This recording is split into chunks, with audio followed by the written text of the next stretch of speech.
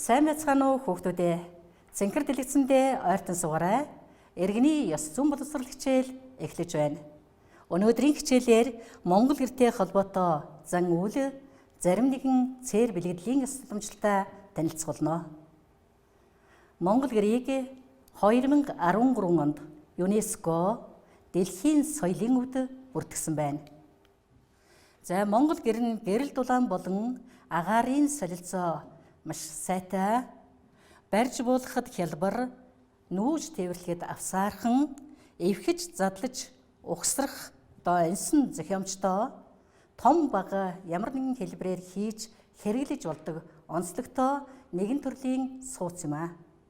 За ингээд багш нь Монгол гэртэй холбоотой зарим нэгэн зан үйл, цээр бэлгэдлийн ёсыг та нартай тайлбарлая. Багшигаа тайлбарлаж авах явцад дэвтэртээ гол зүйлийг тулгууруугаар тэмдэглэж аваарай. За гэрийн бүрний цээр гаргах ёс. Шин гэр барих, шин буудал сонгох зэрэгт гэрийн бүрийн голд хас зурж буудлын цээрийг гаргадаг ёс уламжлал өнөөдрийг хүртэл бидэнд уламжлагдаж ирсэн билээ.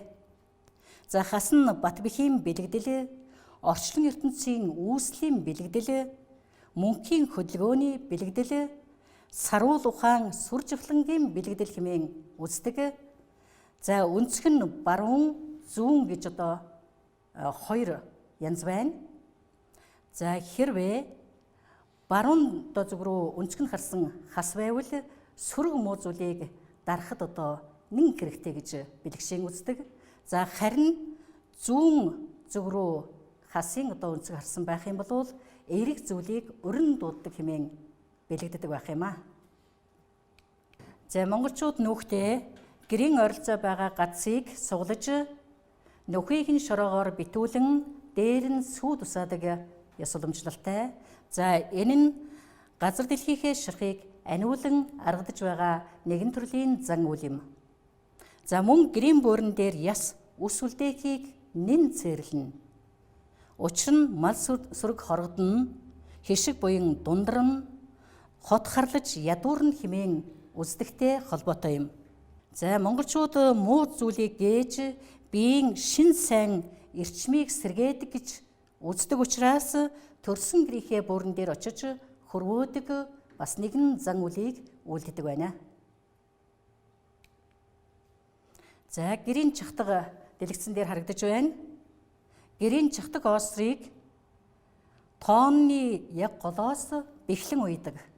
За чахтаг ооср нь гэрийн ходоод гэдэс гэж үздэг учраас гогцооруулан татдаг байна.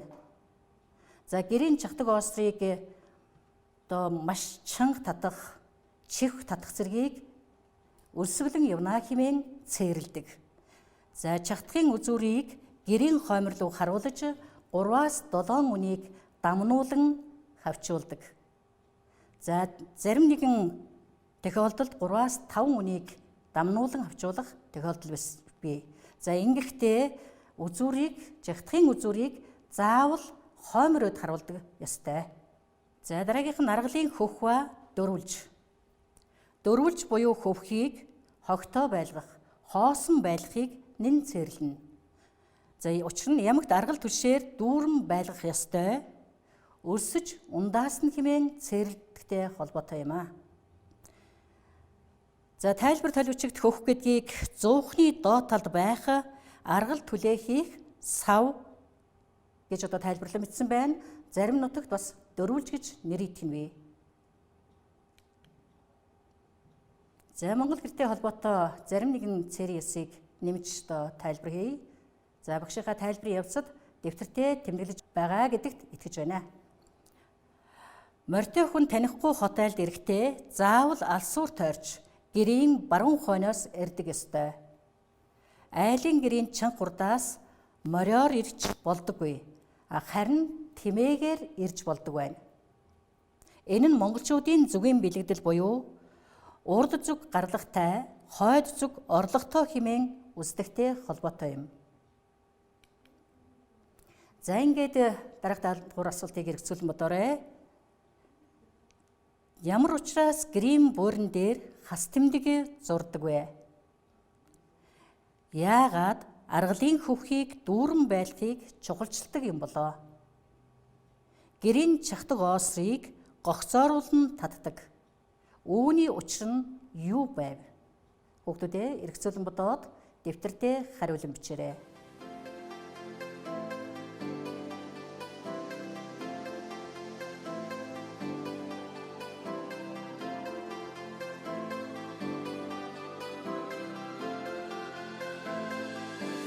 За өнөөдрийн хичээлийг дүгнэе. Монгол гэрийг бэлэгдэл, ёс уламжлалыг баримтлан өөр өөрсдийн өвлөж авсан гар урлалын өвөрмөц арга барилаараа урчууд маань урлан бүтээдэг. Иймээс Монгол гэртэй холбоотой арга бэлэг, тодорхой зан үйл, бэлэгдэл цээрийн уламжлал асар их байдаг байх нэ. За гэрийн даалгавар агш нүгий. Айлын гэрийн чанга хурдаас мориор ирж болдоггүй. Тэмээгээр бол ирж болдгийн учрыг өвөө эмээ аав ээжээсээ асуун тодруулж дэвтэрдээ тэмдэглэн бичээрэй. Тэмдэглэсэн зүйлээ найз нартаа заавал танилцуулаарай. За ингээд хичээлийнхаа төгсгөл багш нь бяцхан зөвлөмжийг та нартай хүргэе. Онцгийн шаардлагагүй бол гэрээсээ битгий гараарай.